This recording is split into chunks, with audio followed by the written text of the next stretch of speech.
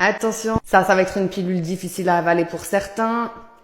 Pourquoi est-ce que tu choisis tout le temps des partenaires émotionnellement indisponibles? C'est qu'il y a une partie de toi qui est également indisponible. Je m'explique. On se raconte énormément d'histoires et en fait, toutes les considérations qui sont dans ton inconscient, que tu réalises du coup pas vraiment, tu vois, c'est la face émergée de l'iceberg, en gros, ça va modifier ton comportement externe. Tes pensées internes modifient le comportement externe. On l'a déjà vu avec l'index de computation en PNL.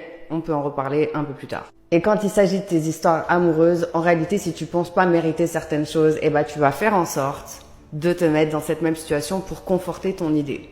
En gros, tu essaies de confirmer ce que tu penses profondément au fond de toi. Alors non, il faut pas être totalement guéri pour rencontrer quelqu'un, blablabla, tout ça c'est du bullshit. Mais par contre, effectivement, le fait de travailler sur ces croyances profondes va te permettre d'avoir une vie qui est beaucoup plus alignée, une vie qui est beaucoup plus apaisée.